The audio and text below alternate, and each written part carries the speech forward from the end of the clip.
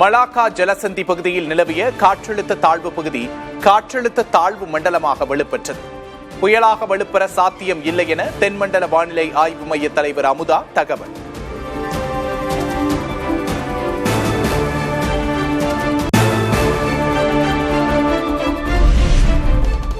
தமிழகத்தில் புதன்கிழமை 4 மாவட்டங்களில் கனமழை பெய்யும். ராமநாதபுரம், தூத்துக்குடி, நெல்லை, கன்னியாகுமரி மாவட்டங்களில் கனமழை தொடரும்.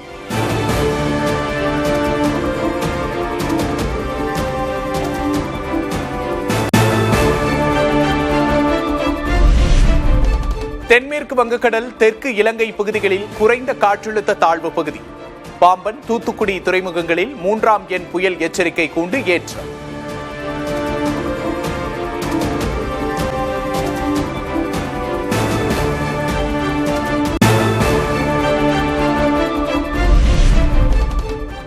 நூற்று 40 அடியை தாண்டியது முல்லை பெரியாறு அணை. கேரளாவின் இடுக்கி மாவட்டத்திற்கு வெள்ள அபாய எச்சரிக்கை.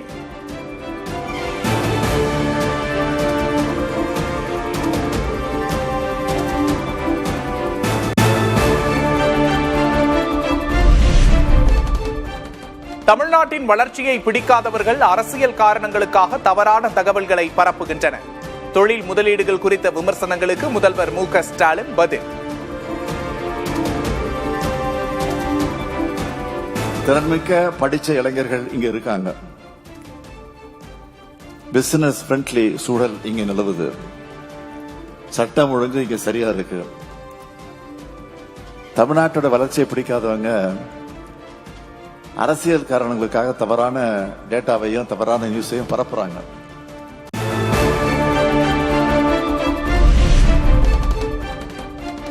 அதிமுகவின் ஓட்டுகளை திமுகவினர் நீக்காமல் பார்த்துக் கொள்ள வேண்டும். மாவட்ட செயலாளர் கூட்டத்தில் அதிமுக பொதுச் செயலாளர் எடப்பாடி கே. பழனிசாமி அறிவுறுத்தல்.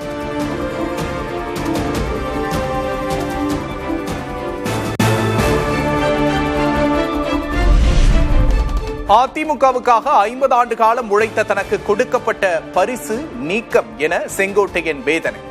தாவேகாவில் இணைவது தொடர்பான கேள்விக்கு மறுப்பு தெரிவிக்காமல் பதில்.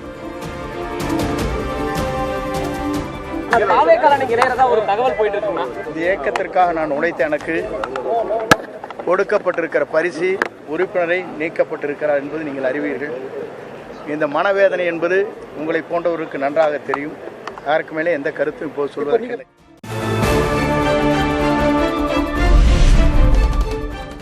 விஜயின் தாவேகாவில் இணைகிறாரா செங்கோட்டையன்? செய்தியாளர் கேள்விக்கு பதிலளித்த ஓ. பன்னீர்செல்வம். முன்னாள் அமைச்சர் செங்கோட்டையன் விஜயனுடைய தமிழக வெற்றி கழகத்தில் இணைய போறார், அது தொடர்பா பேசிட்டு இருக்காருன்னு சொல்றாங்க. உங்களுடைய நிலைப்பாடு என்னவா சார் இருக்கும்? அவர்கிட்ட தான் கேட்கணும். அவரை பத்தி நியூஸ் தானே அது.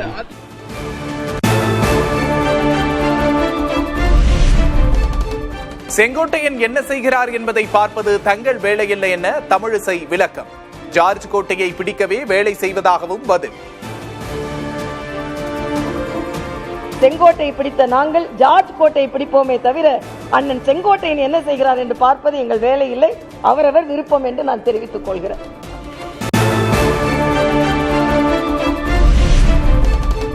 கார்ல் மார்க்ஸை பின்தொடர்வோர் தொடர்ந்து இந்தியாவின் கலாச்சாரம் வரலாற்றை அழிக்கின்றனர். தமிழக ஆளுநர் ஆர்.என். ரவி விமர்சனம்.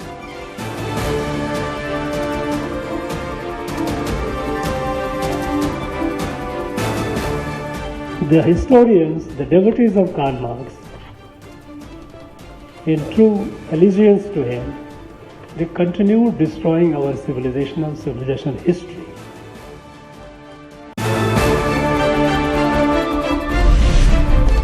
தமிழர்களுக்கு எதிராக பேசுவதையே வேலையாக வைத்திருக்கிறார் ஆளுநர் ரவி. தமிழ்நாட்டில் பிகாரிகள் அச்சுறுத்தப்படுகிறார்கள் என ஆளுநர் தவறான தகவல் கூறுவதாக அமைச்சர் ரகுபதி கண்டனம்.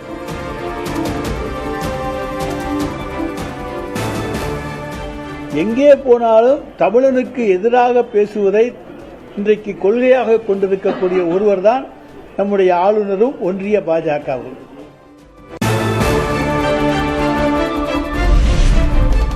கூட்டணி குறித்து டிசம்பர் 30ஆம் தேதி நடைபெறும் பொதுக்குழுவில் கருத்து கேட்டு அதன் அடிப்படையில் முடிவு. பாமக நிறுவனர் ராமதாஸ் அறிவிப்பு.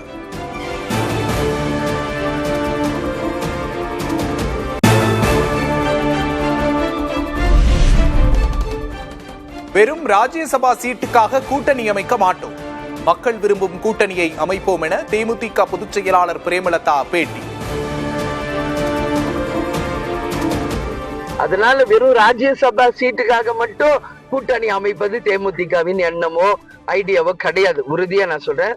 அதனால தொண்டர்கள் விரும்பும் கூட்டணி, தமிழக மக்கள் விரும்பும் கூட்டணியை தேமுதிக அமைக்கும்.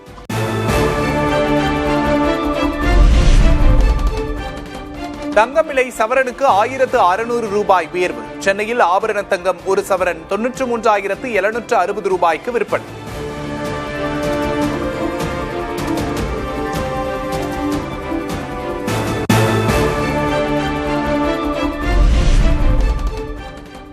வெள்ளியின் விலை கிலோவுக்கு 3000 ரூபாய் உயர்வு. 1 கிராம் வெள்ளி 174 ரூபாய்க்கு விற்பனை.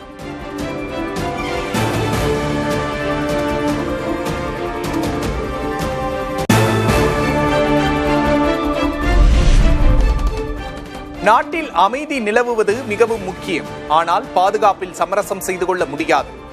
ஹரியானா குருஷேத்ராவில் நடந்த நிகழ்ச்சியில் பிரதமர் மோடி பேச்சு.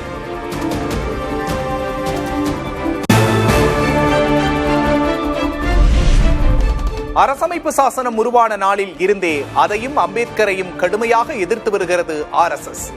அரசமைப்பு சாசனம் ஏற்கப்பட்டதின் 76வது நிறைவு நாளில் காங்கிரஸ் விமர்சனம்.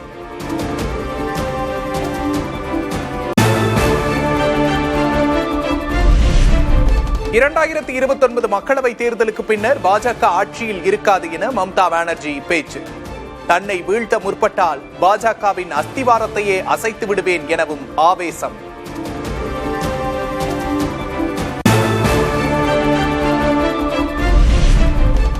பீகாரில் அடுத்த 5 ஆண்டுகளில் 1 கோடி இளைஞர்களுக்கு வேலை.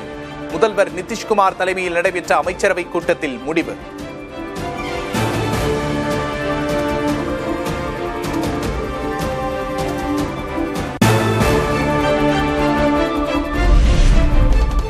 இந்திய வான்பரப்பை திணறடித்த எத்தியோப்பியா எரிமலை சாம்பல். முன்னெச்சரிக்கையாக ஏராளமான விமான சேவைகள் ரத்து செய்யப்பட்டதால் பெரும் அச்சுறுத்தல் தவிர்ப்பு.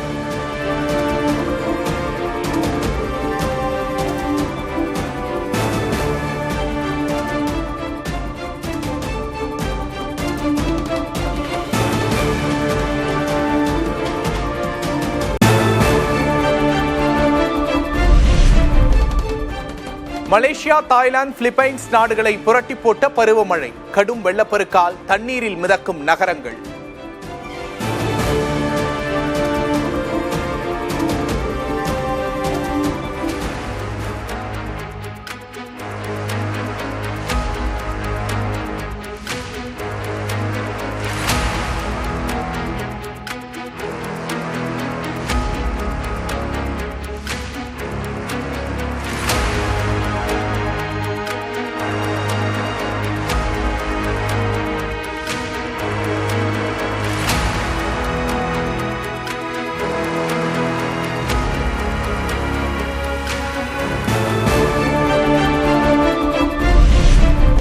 ஐரோப்பாவில் தீவிர பனிப்பொழிவால் வெள்ளை வெளியர் என்று காணப்படும் மலைகள், சாலைகள். பனியின் மீது சறுக்கி விளையாடும் குழந்தைகள், துள்ளி ஓடும் மான்கள்.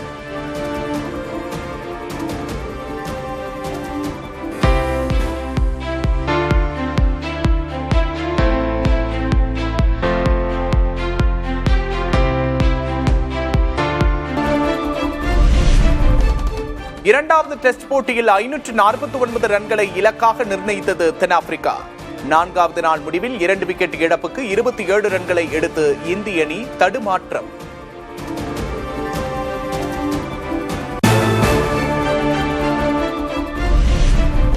அடுத்த ஆண்டு நடைபெறும் T20 உலகக்கோப்பை கிரிக்கெட் தொடருக்கான அட்டவணை வெளியீடு.